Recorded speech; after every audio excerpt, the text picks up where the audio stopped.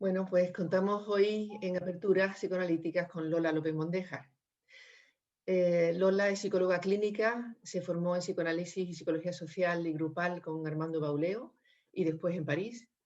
Ha ejercido desde los años 80 en centros de salud mental públicos y desde hace algunos años exclusivamente en la consulta privada.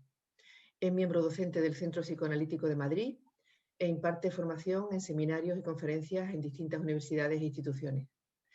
Sus intereses se reparten entre el psicoanálisis y el género y los procesos creativos. A la escritura de ficción ha dedicado también los últimos 25 años publicando novelas y libros de relatos.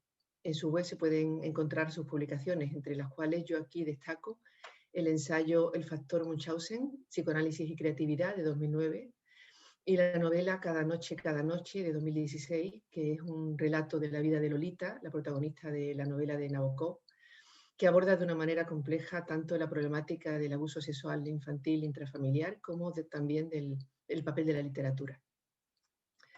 Bueno, hola Lola. Hola, Lola. A ver, lo primero que te pregunto, en el tema de la prostitución, más allá de la explotación económica que supone y que se manifiesta al extremo en el contexto neoliberal y con el negocio de la trata, hay mujeres que se prostituyen en principio libremente. ¿Qué podemos decir desde el psicoanálisis sobre la vivencia subjetiva de las mujeres que se prestan a ser prostituidas? Bueno, yo quiero destacar que la prostitución, el sistema de la prostitución, es uno de los ejes del patriarcado, porque de alguna manera enfatiza el deseo de los hombres como derecho y elabora, crea un sistema para satisfacerlo, y es la prostitución. Los motivos por los cuales una mujer se dedica a la prostitución son múltiples. La mayoría de ellos tienen que ver con la precariedad económica, con la pobreza, por supuesto, con la precariedad afectiva, con los abusos a veces infantiles, y desde el psicoanálisis creo que podemos aportar pues un concepto muy importante, que es el concepto de disociación.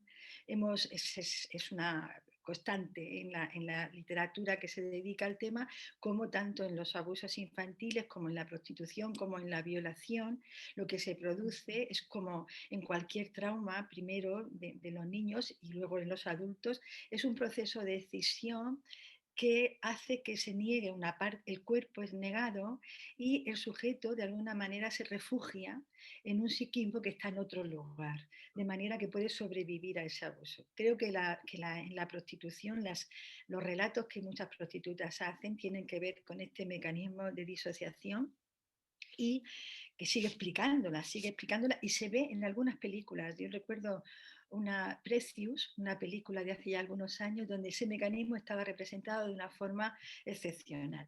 Pero yo creo que debemos ir más allá, porque me parece que yo estoy comprometida con un psicoanálisis que tiene una mirada a lo contemporáneo y creo que las cosas están cambiando. Y me gustaría subrayar, Lola, cómo en estos momentos el acercamiento de la prostitución para las mujeres ni siquiera creo que tenga que haber un mecanismo intenso de disociación. ¿Por qué? Porque se está banalizando mucho la sexualidad. La Vanguardia hace una semana o dos publicó un artículo en el que decía el incremento exponencial que estaba teniendo lo que se llama sugar babies.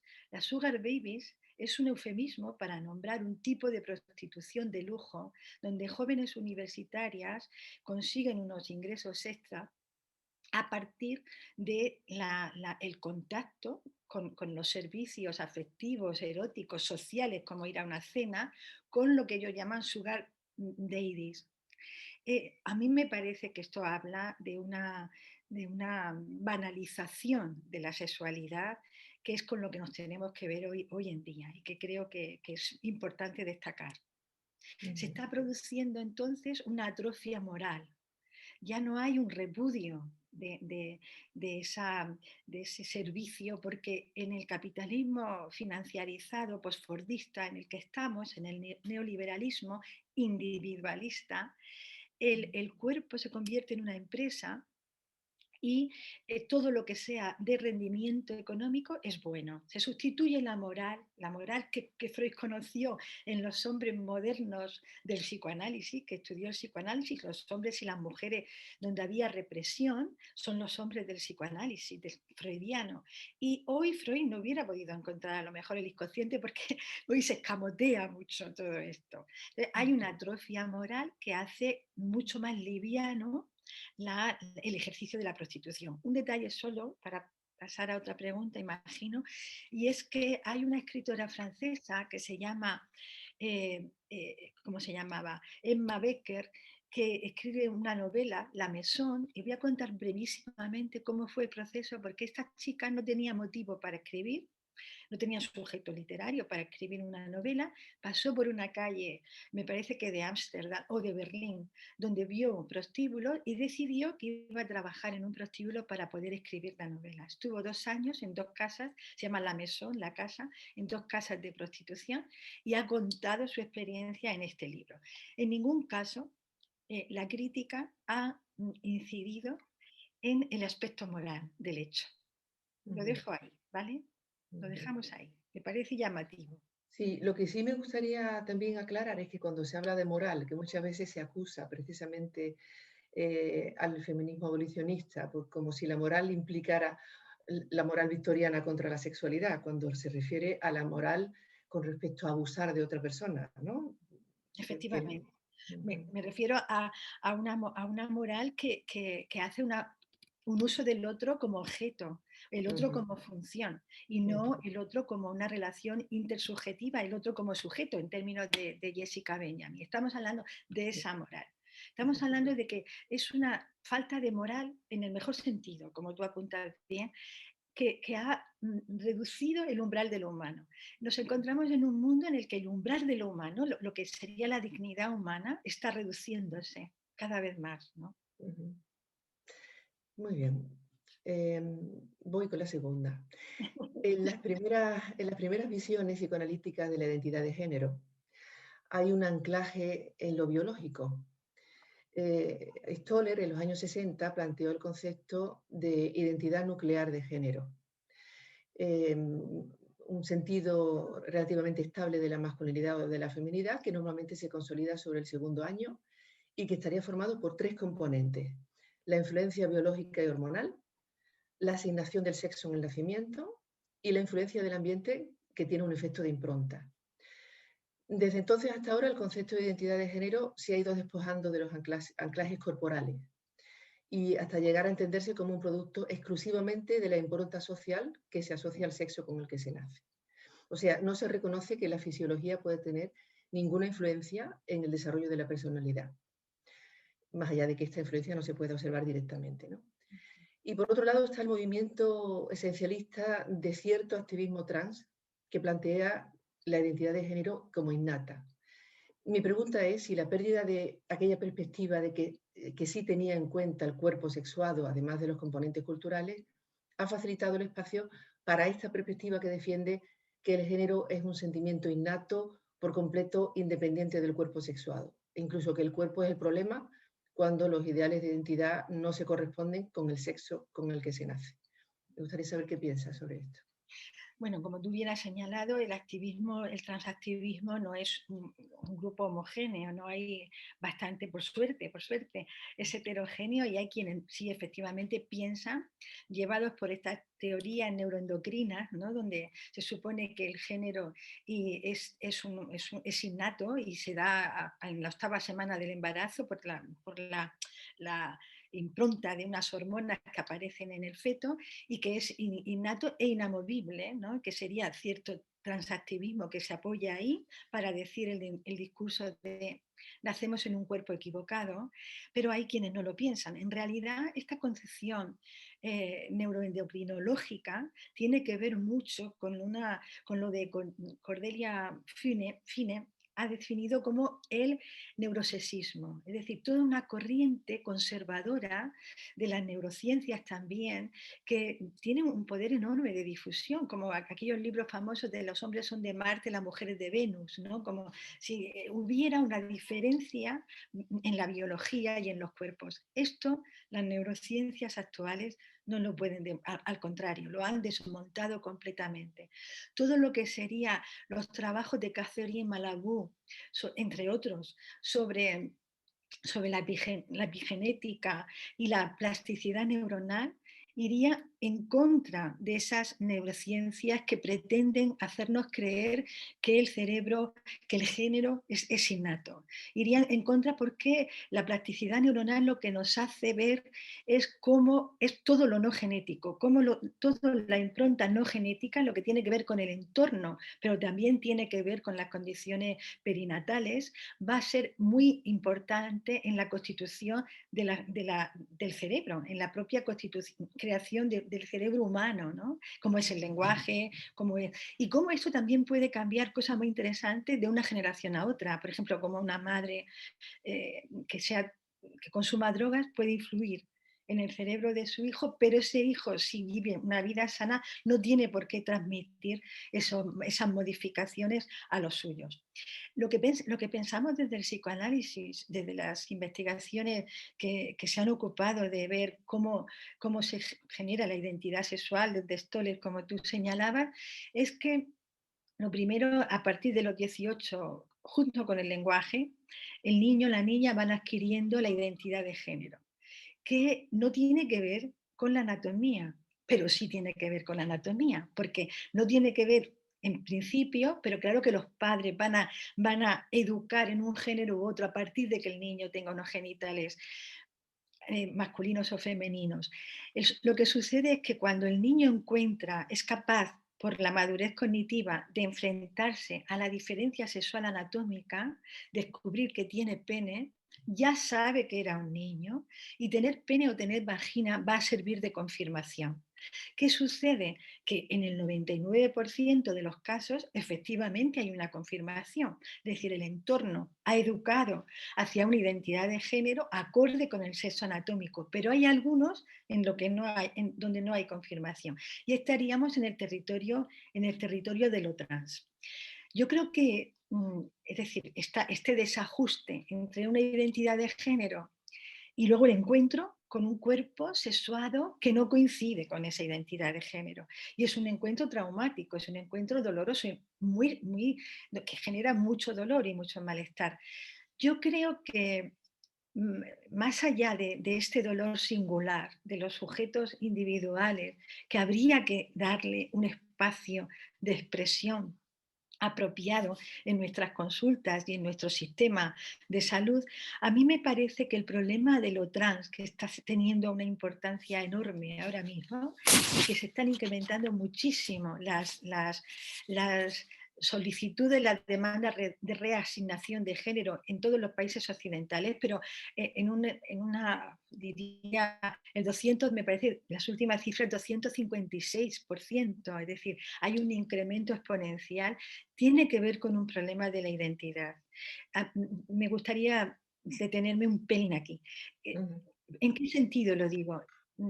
A mí me parece que en toda la turbulencia, bueno, hay niños trans, la sensualidad infantil, que desde muy pequeños tienen esa convicción, y yo sigo pensando que tiene que ver siempre con el entorno familiar, si bien no podamos en ningún caso identificar los vectores, los factores que han contribuido, pero en el caso que es lo que se está dando este incremento tan alto de esta demanda de reasignación, básicamente en mujeres, yo creo que tiene que ver con esta turbulencia de la incertidumbre identitaria de la adolescencia y cómo el encuentro en las redes con estos vídeos que hay muchísimos, sobre personas que se autodefinen trans y cuentan su transición, sirven de pivote identitario, sirven de anclaje identitario dentro de esta naufragio de identidad que puede suponer para un chico en el mundo actual, un chico y una chica,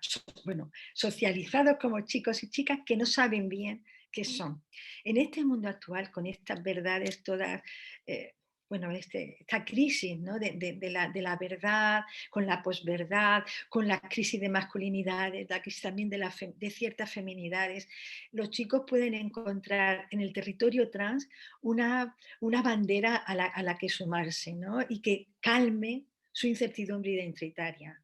El problema es que si nosotros hacemos leyes que no contemplen la necesaria moratoria que tenemos que imponer ahí para que se piensen y se dé tiempo a buscarse en esa identidad que puede ser, desde luego, no dentro de la masculinidad y de la feminidad hegemónica, sino una identidad otra, vamos a producir otra vez mucho daño, mucho daño. Ujú. Muy bien.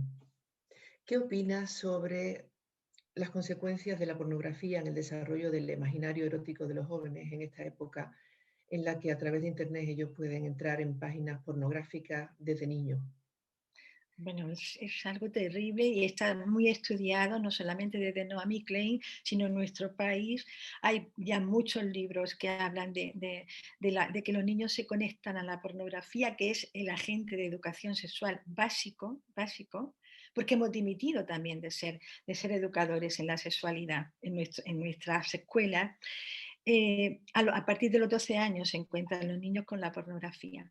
Bueno, mi opinión es que es demoledor, es demoledor. Hay una activista, una feminista, Robin Morgan, que dice que la pornografía es la teoría y la violación en la práctica. Yo creo que no se puede resumir de modo más sencillo cómo esta educación sexual eminentemente pornográfica está dañando la sexualidad, directamente la sexualidad. ¿Por qué? Porque la pornografía es adictiva. eh, es un complejo estímulo neurológico y físico donde la excitación que va a producir va a tener tolerancia. Es decir, cada vez para producir la misma excitación se van a necesitar estímulos más fuertes. ¿En qué sentido? En el sentido de que impacten más y despierten más la serotonina y la dopamina.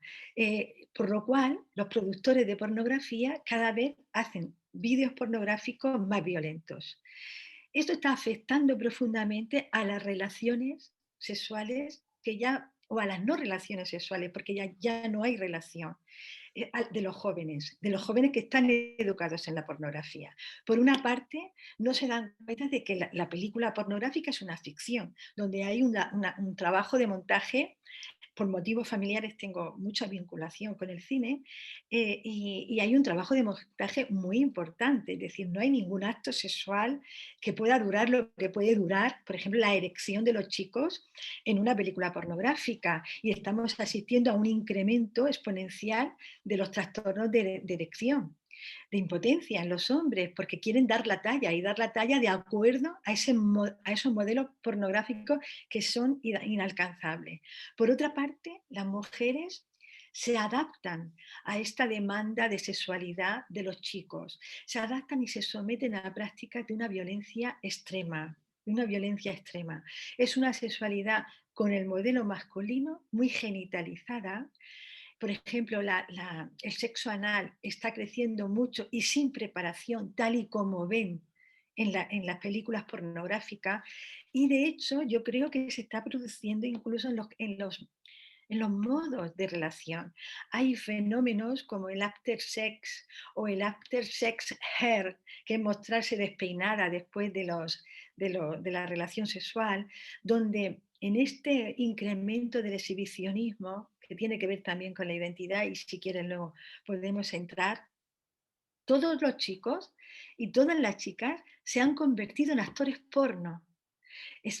Se exponen su intimidad sexual en las redes como auténticos. Sus selfies, los selfies de las chicas, las posturas, son auténticos modelos, siguen el modelo de la pornografía. Y a mí me parece que eso está acabando con la sensualidad.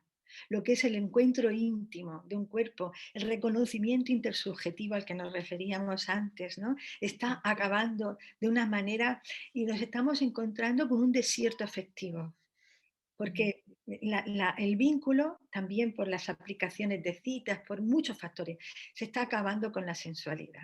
Así que pienso que es demoledor el exceso pornográfico, esta sociedad exhibicionista y pornográfica en la que nos encontramos, Lola. Ujú. Deshumanizante, ¿no? Completamente deshumanizante, desubjetivizante, completamente. Sí. A ver, relacionado con esto que has estado diciendo, el cortejo generalizado hoy a través de aplicaciones en Internet con el modelo Tinder de búsqueda de pareja sexual o afectivo sexual ha adquirido características particulares también. Se promueve un uso mecanicista y utilitario del otro, que sería como una exacerbación de los rasgos de masculinidad clásica, ¿no? Pero en el reparto de roles entre los dos sexos, las mujeres se adaptan a lo que se espera de ellas, de un modo, yo creo que no del todo consciente, y también se ve, por otro lado, que hay varones asustados y confundidos con estas nuevas actitudes de las chicas. ¿Cómo ves este hecho y qué observas en la clínica y cómo te planteas la intervención en estos casos? Bueno, para mí es un tema fundamental, ¿no? Yo he llamado modelo Tinder justamente a esta desregularización de los protocolos de conquista que estuvieron vigentes todo el siglo XIX y hasta finales del siglo XX, y solamente hay que leer, por ejemplo, las novelas de Jane Austen, las novelas de George Eliot, todo el protocolo, nuestras madres que salían al paseo de los pueblos y se paseaban y se encontraban, y todo estaba regulado, estaba regularizado, protocolizado. Todo esto explosiona con la aparición de Internet y con la aparición de la app de citas, sobre todo, bueno, el modelo Tinder, entre otras. Porque el mundo homosexual, nos vamos a referir al mundo heterosexual básicamente porque es el que más conozco, el mundo homosexual, que tiene sus propias variantes, ¿no? Ese modelo Tinder es un modelo de no cortejo, en el sentido de que hay una ausencia de compromiso en el encuentro con el otro que ha incrementado notablemente la incertidumbre. Y con el incremento de la incertidumbre ha incrementado el miedo al abandono.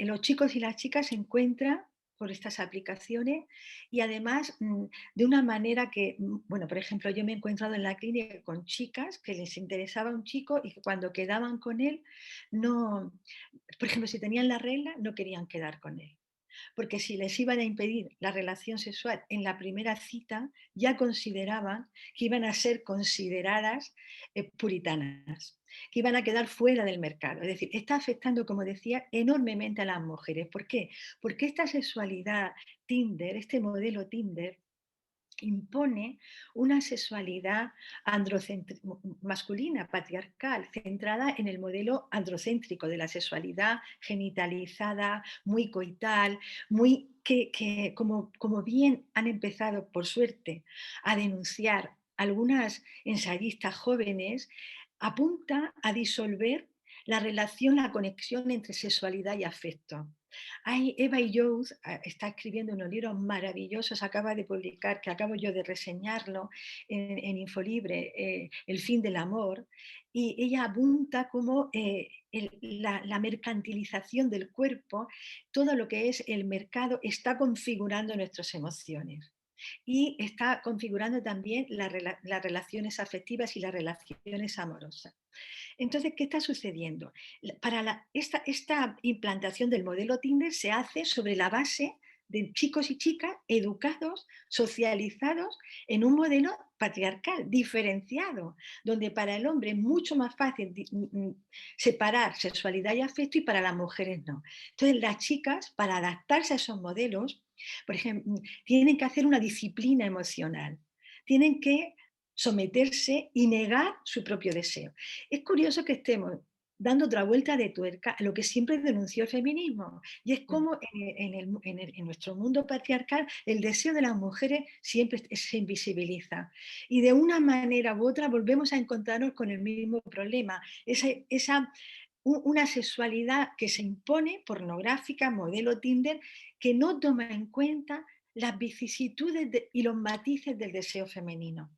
Hay una ensayista francesa, Judith Portail, que tiene un libro muy interesante, El algoritmo del amor, sobre Tinder, que por suerte ya también denuncia esto, ¿no? Hay muchas chicas que se salen de Tinder, que no quieren entrar ahí, pero claro, lo que supone es que salen definitivamente del mercado erótico, porque Tinder y otras aplicaciones ahora mismo reúnen, pues no sé si es el 90% de las relaciones que se establecen entre jóvenes. Es una decisión difícil salir de ahí. Entonces, para no salir, lo que hacen es que se autoimponen adaptarse al modelo y sufre pues hay sufrimiento en estas mujeres, mucho sufrimiento.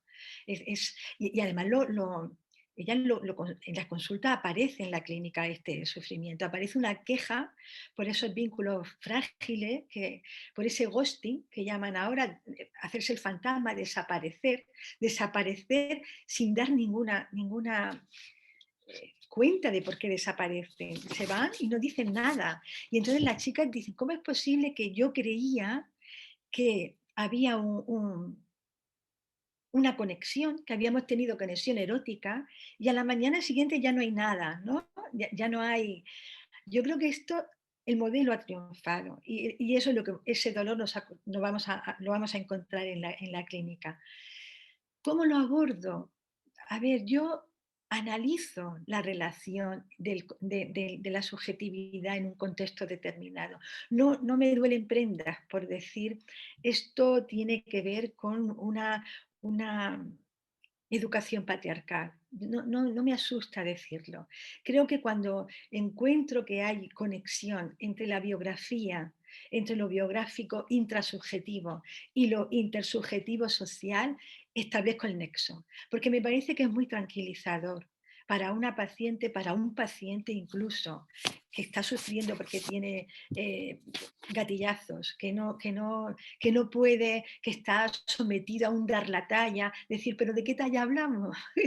Cuéntame la talla, ¿cuál es la talla? ¿No? Es el acto porno el que estás viendo, las pelis con las que te masturban, vamos a ver la talla, ¿no? Interrogar lo social en el que se inserta la individualidad contemporánea me parece que es muy, muy interesante.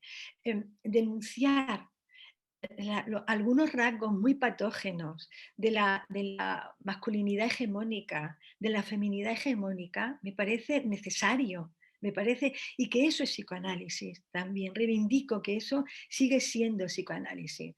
Mira, yéndonos a otro aspecto que quizás se pueda ver como menos militante y se vea como más en la complejidad, yo me encuentro en la clínica y es una cosa que me está pasando mucho últimamente, pacientes que de alguna manera como muy sintónica, egosintónica, han desinvestido el trabajo.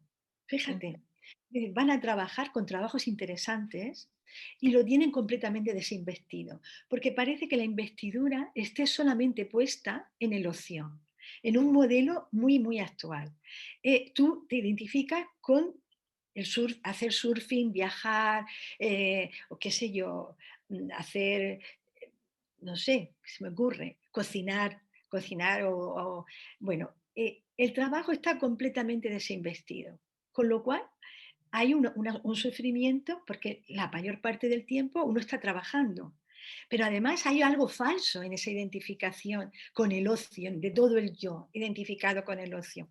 Y me he encontrado reinvistiendo, haciendo un trabajo de reinvestidura, como de resemantización del trabajo. Como el trabajo, tomando de ellos mismos determinadas anécdotas, determinadas viñetas, determinados episodios, como iluminando ese episodio para decirles, pero si te gusta, pero si tienes curiosidad en tu trabajo, pero si te interesan, por ejemplo, los pacientes míos que son psiquiatras, psicólogos, pero si estás súper interesado, ¿por qué desinvistes el trabajo?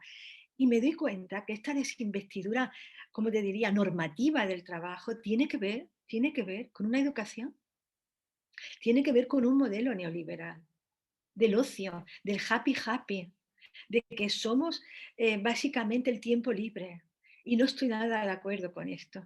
Lo que pasa es que también tendrá que ver con que el trabajo se ha convertido, quiero decir, con esto de que no haya un número de horas establecido, sino que se te pueden pedir todas las que hagan falta, ¿no? O sea, con esta exacerbación también neoliberal, también imagino que se hace difícil muchas veces investir el trabajo, depende ya de la profesión de cada uno, ¿no? Pero en muchos casos se puede hacer difícil, ¿no? Sí, sí, totalmente. Es que en realidad yo estoy hablando de síntomas, de esto en personas como privilegiadas, que tienen un trabajo, una carrera universitaria, que tienen un trabajo interesante, decía, donde la desinvestidura es como es una especie de irrupción de la normalidad hegemónica en un vínculo con el trabajo que les ha llevado a lo mejor 10 años de formación y que de repente se ponen a trabajar como médicos o como psicólogos o como arquitectos y lo desinvisten porque están pensando en las próximas vacaciones. Y tú dices, ¿pero por qué? ¿No? A ver, por supuesto no es nada, no lo podemos hacer extensivo a la precarización del trabajo que sufren tantos jóvenes, que es otro tema muy importante también, y a una forma de desinvestirlo para que no inunde, ¿no?, la vida de todo el yo, para que no inunde el yo, que es otro trabajo que también tenemos que hacer, curiosamente, a veces, ¿no? Cómo poner diques, poner límites para que el trabajo, como tú decías, no se convierta en una identificación masiva, que en realidad esté cubriendo una subjetivación creativa, que sería la normopatía. Es decir, los normópatas por adhesión al trabajo. Hay una película fantástica que se llama, el canadiense, se llama El Vendedor, que habla de un hombre que cuando se jubila se queda inmóvil porque no da identidad. Porque él ha asumido completamente como identidad ser el mejor vendedor de coches de la empresa, tener refuerzo y reconocimiento a partir del trabajo. Y esto también es otro trabajo que los analistas tenemos que hacer, ¿no? Cómo ir, como eso, por vía de levare y de porre, de las dos vías, pues ir trabajando la construcción de subjetividades que no se confundan con identidades normativas, ¿no? Bien. Una última pregunta. ¿El llamado amor romántico ha condicionado la manera de vivir de las relaciones de pareja y en las mujeres la idealización, la búsqueda en el otro de todo proyecto vital y la dependencia subsiguiente? Hoy está muy cuestionado y deconstruido desde las autoras feministas. Me gustaría saber qué piensas sobre estas críticas al amor romántico y sobre las propuestas de otros tipos de relaciones amorosas como las parejas abiertas o el poliamor, por ejemplo. A mí me importa mucho esta pregunta y te agradezco que me la hagas, Lola, porque, bueno, como bien sabes, le he dedicado incluso mi obra literaria a desmitificar, ¿no?, el amor romántico en mucha medida. En Mi amor desgraciado, por ejemplo, o La primera vez que no te quiero, la primera vez que no te quiero, ese no es justamente la oposición a esa ficción que podríamos llamar que es el amor romántico. El amor romántico, bueno, soy muy crítica con él, como cierto feminismo, como tú señalabas, pero lo soy por una razón, y es porque yo creo que el amor romántico enfatiza los primeros momentos del enamoramiento, es decir, los momentos de la química, de la atracción, y desde el punto de vista psicoanalítico podríamos decir de la proyección. Enfatiza la proyección, enfatiza la invención del otro, el otro ficcional, el otro como una creación del enamorado, ¿no? Como Freud decía, cuando hablaba del enamoramiento, como depositario del ideal del yo, ¿no? Yo encuentro un otro que la media naranja, esa complementariedad tan osada de la que habla el amor romántico, como si eso fuera posible, ¿no? Es decir, el amor romántico va en contra de la alteridad y va en contra del encuentro intersubjetivo con el otro. El problema es qué porcentaje de alteridad estamos dispuestos a tolerar, ¿no? Y cuando cesa la proyección, para mí, cuando cae la proyección, que sería, hay estudios, ¿no? A los 2 años o así, el enamoramiento cede a la realidad, a la aparición del otro de la realidad, entre comillas realidad, como sabemos los psicoanalistas, porque nunca estamos libres de seguir proyectando, es en ese momento donde aparecería el amor, digamos, entre comillas, verdadero, como la novela de Gelbenzo, de José María Gelbenzo, El amor verdadero. ¿En qué sentido? En el sentido de que el amor es conflicto, porque a lo que te enfrentas en las relaciones amorosas es a un encuentro con una alteridad que no tiene que ver con la proyección y que se tiene que, de alguna manera, negociar con esa alteridad. negociar, establecer un territorio, conquistar un territorio juntos, desde un lenguaje juntos hasta unas formas de convivencia comunes, que no tienen nada que ver con el romanticismo, nada que ver con el romanticismo. Y ahí se genera el malestar, quiero decir, se genera el malestar de ese encuentro radical con un otro ajeno a lo que yo creía que era ese otro. Pero esto pasa igual con los hijos, por ejemplo. Es decir, el amor hacia el bebé está idealizado por los padres, y todo lo que es los procesos de individuación, separación, que tanto trabajamos desde Mahler en el psicoanálisis, que son, sino ver la identidad del hijo por fuera de las proyecciones de los padres, de los abuelos, ¿no? Ujú. Y ver cómo hacemos con ese sujeto que se está creando frente a nosotros y que no es lo que nosotros creíamos que era, ¿no? Entonces, estoy totalmente a favor. Hago una cruzada, yo hago una cruzada, soy, ¿cómo se dice? Cruzada en contra del amor romántico. ¿Qué pasa qué pasa con las formas nuevas, ¿no? de amor que en determinadas, bueno, he trabajado mucho y he leído y he visto muchos documentales sobre el poliamor, y hay mucho que decir sobre esto. A mí me parece que el poliamor es heredero de la revolución sexual de los 60, ¿no? Como es heredero también el modelo Tinder, tristemente, es de otra manera es heredero también, porque fue una revolución supuestamente feminista y no fue feminista. La revolución feminista en lo afectivo está por hacerse, está todavía por hacerse. Es decir, un encuentro con el otro en su diversidad es algo que tenemos, es una conquista que tenemos que hacer poco a poco. Pero ¿qué pasó entonces? Pues pasó la revolución sexual, trajo consigo la comuna, trajo el amor, las orgías, la renuncia, el intercambio de parejas, todo lo que ahora está volviendo a salir con una enorme, eh, bueno, de una forma muy fuerte.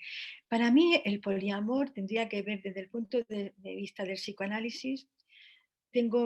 No tengo nada concluido, quiero decir, dejar claro que no tengo nada cerrado respecto a esto, pero sí creo que por una parte el poliamor es una respuesta a esta zozobra que los modos de vinculación contemporáneos nos confronta.